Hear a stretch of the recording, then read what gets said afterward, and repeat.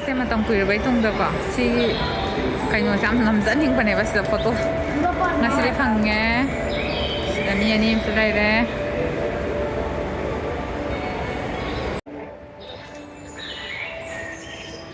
ꯌꯦꯡꯉꯣ ꯁꯤ ꯑꯩꯈꯣꯏ ꯏꯆꯥꯅꯨꯄꯤ ꯐꯖꯅ ꯇꯨꯝꯈ꯭ꯔꯦ ꯂꯩꯁꯦ ꯑꯗꯨꯗꯣ ꯅꯪꯕꯨ ꯑꯐꯇꯔ ꯑꯦ ꯂꯣꯡ ꯇꯥꯏꯝ ꯅꯪ ꯉꯁꯤ ꯐꯪꯕ ꯅꯨꯃꯤꯠꯁꯦ ꯌꯥꯝ ꯇꯨꯝꯊꯣꯛꯈ꯭ꯔꯦ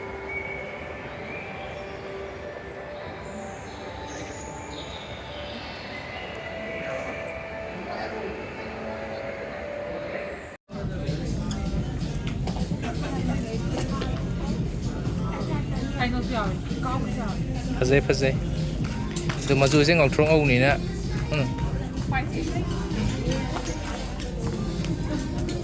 ꯑꯃꯁꯦ ꯑꯃꯨꯛ ꯁꯤꯗꯩ ꯑꯄꯥꯝꯕ ꯈꯜꯂꯦ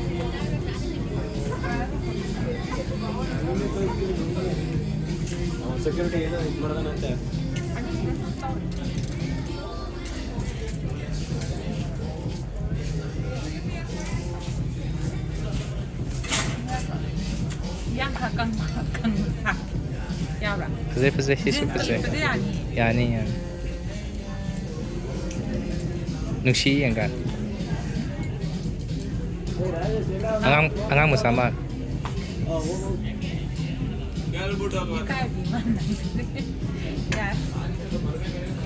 ꯒꯤꯐꯁꯨ ꯐꯪꯖꯔꯦ ꯌꯥꯝ ꯍꯔꯥꯎꯔꯦ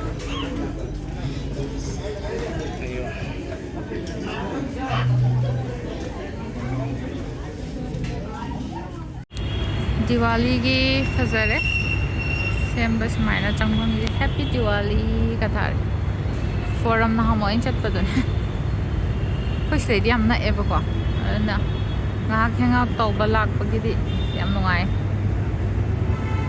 ꯃꯄꯥꯟꯗ ꯁꯨꯃꯥꯏꯅ ꯍꯪꯆꯤꯠ ꯂꯥꯡꯉ ꯃꯤ ꯃꯌꯥꯝꯁꯨ ꯂꯩꯁꯦ ꯑꯩꯈꯣꯏꯁꯨ ꯆꯥ ꯊꯛꯏ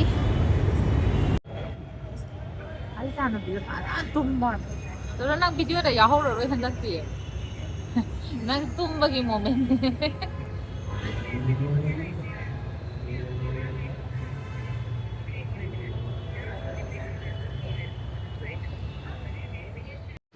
ꯃꯌꯥꯝ ꯉꯁꯤꯁꯦ ꯑꯩꯒꯤ ꯕꯥꯔꯊꯗꯦꯒꯤ ꯁ꯭ꯄꯤꯁꯦꯜ ꯑꯣꯏꯅ ꯁꯤꯁꯨ ꯑꯣꯔꯗꯔ ꯇꯧꯕꯅꯦ ꯑꯩꯈꯣꯏꯁꯦ ꯃꯄꯥꯟꯗ ꯊꯣꯛꯎꯕꯗꯨꯗ ꯑꯉꯥꯡ ꯌꯥꯎꯕꯗꯨꯗ ꯆꯥꯕꯗꯣ ꯐꯔꯛ ꯇꯥꯔꯅꯤꯅ ꯁꯤ ꯌꯨꯝꯗ ꯑꯣꯏꯅ ꯑꯣꯔꯗꯔ ꯇꯧꯔꯦ ꯑꯗꯣ ꯁꯤꯁꯦ ꯕꯥꯔꯕꯤꯀ꯭ꯌꯨ ꯅꯦꯁꯟꯒꯤ Non-Veg ꯑꯣꯚꯔꯂꯣꯗꯦꯗꯇꯨꯅꯦ ꯑꯗꯣ ꯁꯤꯒꯤ ꯄꯨꯔꯥ ꯐꯨꯜ ꯀꯩꯅꯣꯁꯤꯗ 1300 ꯂꯥꯛꯑꯦ ꯑꯗꯣ ꯀꯩꯀꯩ ꯌꯥꯎꯒꯦꯗ ꯌꯦꯡꯁꯦ ꯌꯥꯝ ꯑꯦꯛꯁꯥꯏꯇꯦड ꯑꯣꯏ ꯍꯥꯏꯇꯥꯔꯦ ꯃꯄꯥꯟꯗꯗꯤ ꯆꯥꯅꯤꯡꯉꯦꯕꯀꯣ ꯑꯗꯣ ꯑꯉꯥꯡ ꯌꯥꯎꯕꯁꯤꯅꯅꯦ ꯑꯦꯛꯁꯄꯦꯛꯇꯦꯁꯟꯗꯣ ꯂꯣꯏꯅꯅꯦ ꯀꯩꯅꯣ ꯑꯣꯏꯔꯗꯕ ꯀꯩꯅꯣꯅꯦ ꯀꯩꯅꯣꯁꯤꯕꯣ ꯃꯣꯏꯒꯤ ꯍꯣꯔꯦꯟ ꯂꯣꯏꯔꯛꯄꯒꯤ ꯑꯃ ꯀꯩꯅꯣ ꯇꯧꯕꯤꯒꯗ꯭ꯔꯥ ꯑꯗꯨꯒꯨꯝꯕ ꯃꯥꯜꯂꯦ ꯀꯩꯅꯣ ꯇꯤꯁꯨ ꯄꯦꯄꯔꯒ ꯌꯥꯝ ꯍꯥꯞꯄꯤꯅꯤ ꯃꯩ ꯌꯥꯝ ꯐꯖꯩꯌꯦ ꯑꯝꯇ ꯍꯥꯡꯕꯤꯔꯣ ꯁꯤꯁꯦ ꯁꯤ ꯌꯦꯡꯉꯣ ꯅꯪꯅꯀꯣ ꯀꯩꯅꯣ ꯏꯁꯧ ꯂꯥꯡꯉꯝꯗ꯭ꯔꯗꯤ ꯌꯦꯡꯉꯣ ꯑꯩꯈꯣꯏꯁꯦ ꯑꯥꯗ ꯈꯔ ꯆꯥꯒꯗꯕꯅꯦꯕ ꯑꯗꯣ ꯑꯟꯂꯤꯃꯤꯇꯦꯠꯇ ꯆꯥꯗꯧꯗꯣ ꯁꯤ ꯃꯦꯅꯦꯖꯔꯅ ꯇꯥꯟꯊꯣꯔꯛꯇ꯭ꯔꯤꯕ ꯃꯣꯏ ꯍꯣꯇꯦꯜ ꯃꯦꯅꯦꯖꯔꯅ ꯆꯥꯕ ꯉꯝꯅꯤꯕ ꯑꯗꯨꯃꯥꯏꯅ ꯁꯤꯅ ꯑꯃꯨꯛ ꯅꯦꯛꯁ ꯂꯦꯚꯦꯜ ꯅꯩꯔꯦ ꯚꯥꯏ ꯕꯦꯝꯃ ꯍꯥ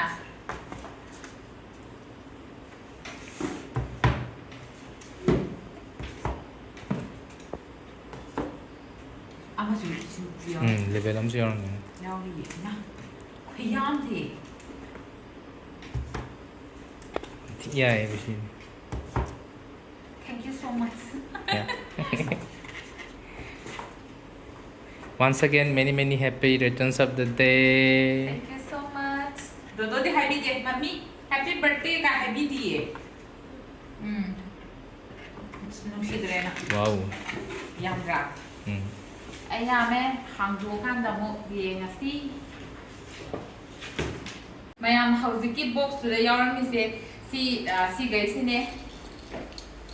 Ada khoi first si chicken tandoori ani yawre adaidi sina garlic prawn ne sina fish tikka laire sidana chicken wings adu sina chicken tikka adaidi egg curry laire aduga mutton curry su laire aduga sina butter chicken oidone sina dal ne adaidi chicken biryani ne adu si kya su gya paratha ahum mari ahum sure aduga dipping sigai se ani siga pire salad chiga aduga dessert na sigi brownie sine adaidi gulab jamun ne aduga halwa siga pire aduga sigi mouth freshener se siam phase paus si siga pire happy to nya suma hau tang han ge mami ki birthday gi kwa do di siwin cha se hau ban tụi mai đi sau này hả? À. Masih di kain ni mina. Hao ra. Tụi thôi đấy. Ham. Nãy đi là câu này mình đã mà đã. Hi. Ở đây mèo mà học thằng can ra cái máy tàu kia tôm thấy gì kìa.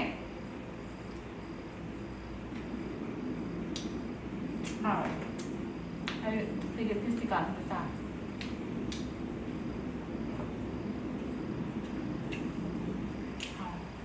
Lên học thằng nhân vật. Này cô hey.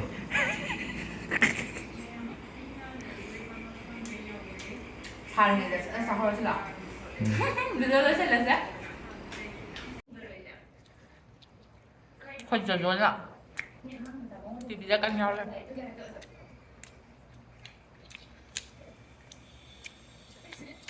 Làm hào ấy.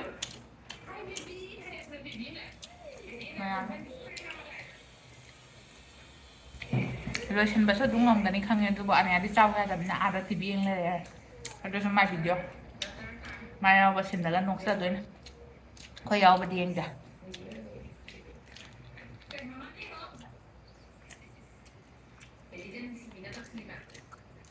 사실 뭐 번째나 상보스 상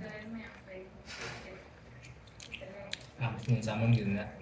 Dạ bạn. ai làm cái gì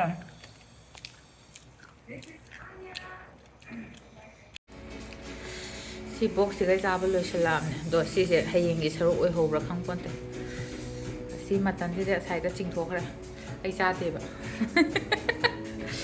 hazemuk biryani se saba horke dodo mas video mathang yeng le big biryani mu start thar ke yam tamala huwa la sa Why? How long kan?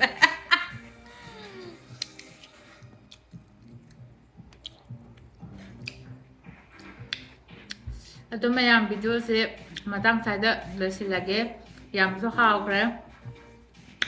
To matang ki video da mo theng na si Dodo Sungula susyong ko. Bye bye.